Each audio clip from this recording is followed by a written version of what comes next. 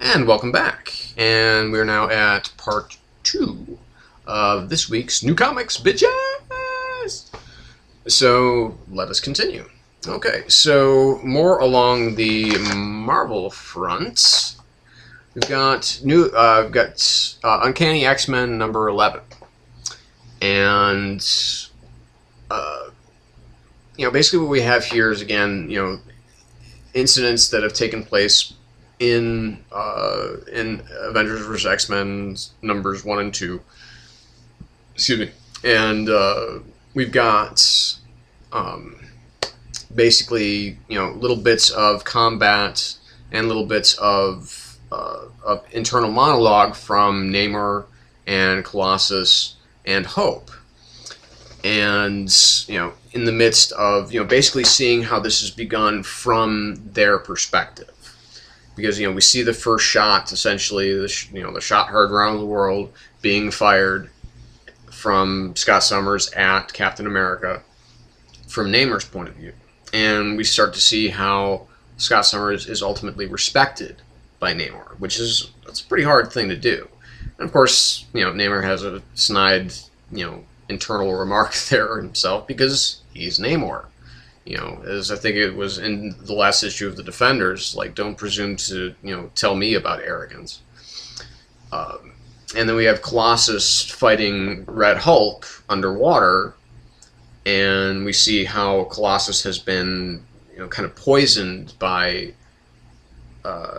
combining with Juggernaut and, the Sidorak and everything like that, and, how he actually ends up with this, like, really, like this, like, kind of fish-like arm. It's bizarre, but it's really cool at the same time. It's like he just feels this bloodlust, and it has to be sated, even at the cost of his own blood.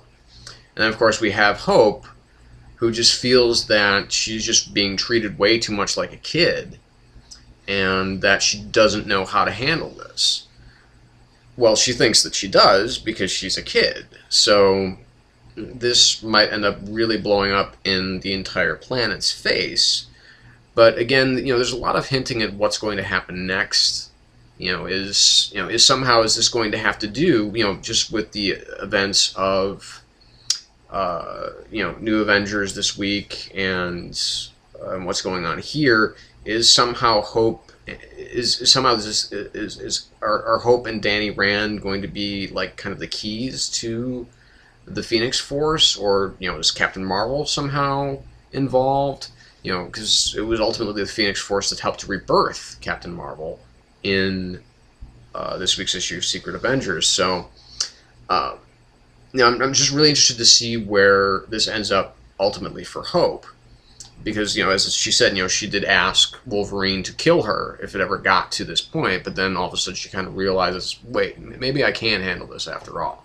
I don't know if that's the arrogance of youth talking or whatever. Now, this issue, what it did for me, more than anything, was make a really strong statement being pro-Scott Summers.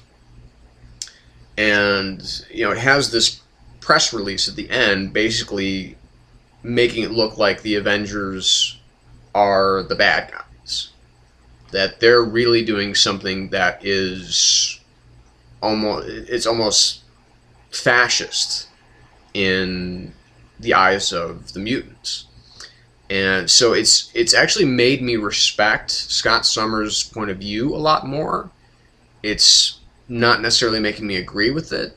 I still think that there should have been a little bit more give and take at the beginning here.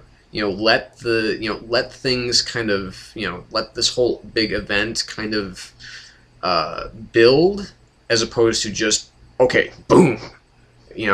We're about, a third of the way, we're about 2/3 of the way through the first issue, or actually we're almost at the end of the first issue of Avengers vs. X-Men number 1, and, Scott just, he just lets loose. And I still think that was a mistake, but like I said, I'm beginning to see more of his point of view, and this issue helped a lot with that. So Kieran Gillen really should be on this brain trust of the people that are creating the whole Avengers versus X-Men crossover. because, like I said, if it hadn't been for this, I wouldn't really have seen Scott's point of view as well as I did here. So the only complaint that I have here is that Greg Land doing the art, again, a lot of the facial expressions, they look very similar. That gets to be irritating after a while. So, I mean, he draws his bodies very perfectly, but his faces, he needs work on that thing. But again, still a really strong and solid issue of 4 out of 5. Very, like I said, very solid for Uncanny X-Men number 11. So, Battle Scars number 6. Now, I've been a huge fan and a huge proponent all the way through of this particular title. Chris Yost just did a terrific job with this title, because it could have very easily snuck under just about everybody's radar, but now here it is, the finale, and we've got not only one but 2 huge payoffs. And is that, basically Marcus Johnson here, he reluctantly embraces his destiny basically as being the son of Nick Fury. Now, he's still, he's a Ranger, but he's got a lot more potential as we've seen him grow throughout this one title.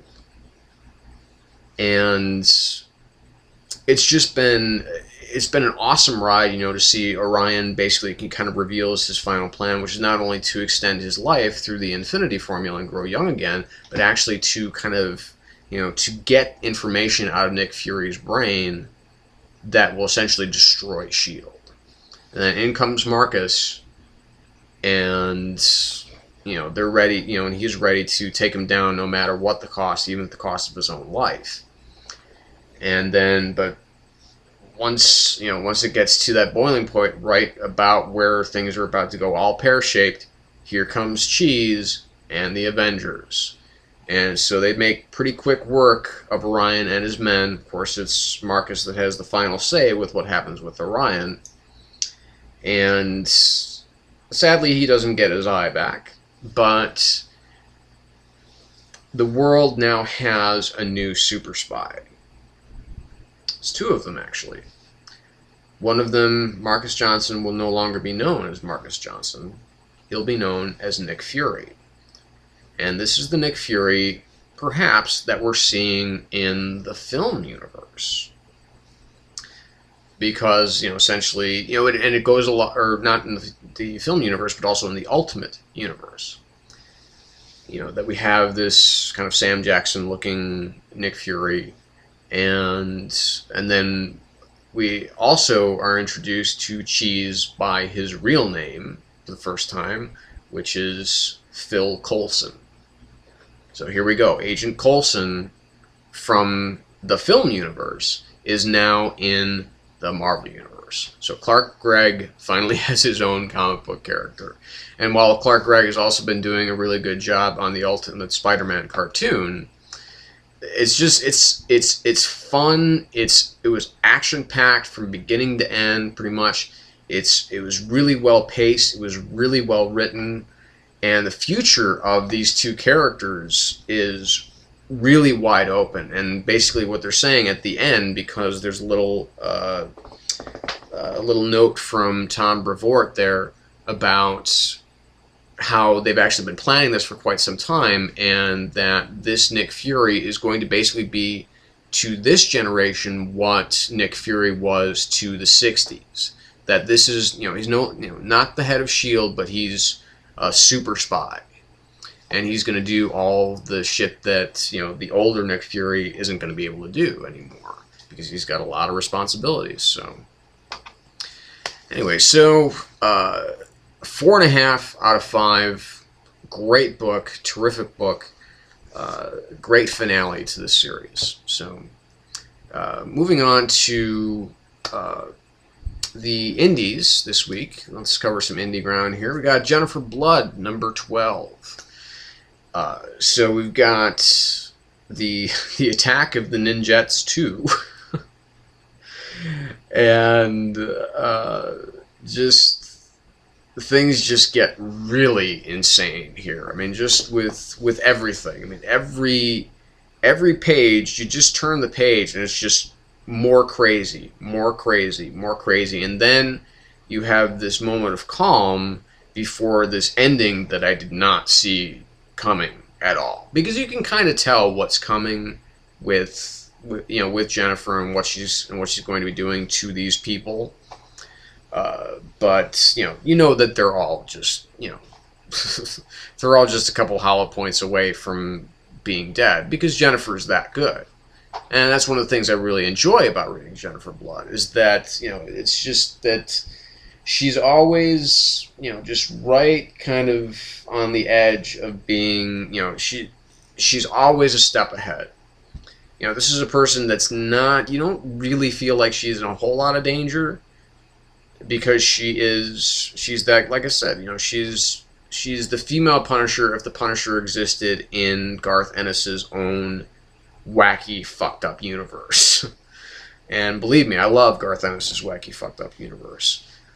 And then we have this ending that, like I said, I mean, I really did not see this coming, but from a mile away, I couldn't have predicted this. Basically that we're beginning to see Jennifer Blood, or just the character of Jennifer herself, is a little bit more than just kind of an avenging, someone who always puts justice ahead of everything, but is actually someone who is almost a bit of a, not a psychopath, but someone who is, well, I guess, because there's reasonings that she's built in to what she's doing, but the behavior that she shows at the end here is not someone who is trying to fight the good fight. This is someone who doesn't care if there's a lot of collateral damage. This is basically, like I said, it's Garth Ennis if you took the Punisher to kind of his next logical step, which is just basically almost completely losing his mind and not caring who gets hurt in the process. Because the Punisher always has this very strict code: I'm not going to hurt cops unless they're dirty and unless they've crossed that line. But of course, this book doesn't belong to Garth. I mean, it always will belong to Garth, but it's being written by Al Ewing, and the art by I have to look this up here. Hubert Ball, as it has been for the last several issues here, it's really strong, and it's very and it's really good. Again, I'm really anxious to see more of this book. Now, of course, as it ends, it says, well, there's not, she's not going to be Jennifer Blood anymore. But of course, we know that's not true because this book is going to be continuing, and it can't very well continue without Jennifer Blood. So, how exactly she's going to have to come out again, that's going to be very interesting. And where, Al and Garth decide to take this character from here is going to be even more interesting. If they kind of follow the chain of logic that they're going down right now, I think that we're going to see perhaps a more disturbing character than what we originally thought we were going to be meeting. And like I said, that fits really well into Garth's view of what he's writing. When he creates these characters, he realizes there's something a little bit twisted to these people, and I'm going to take them, if I can, to their logical conclusion. So I think that's where they're going here, and I'm really excited about that. So again, a very solid 4.5 out of 5 for Jennifer Blood, number 12. The more I think about it, the more I like it. The more I like where it's going, or where it can go. Whether it does go there or not, that's up for debate. So anyway, so we'll be back. We're going to take another little break here, and we'll be back with more comics. So stay tuned.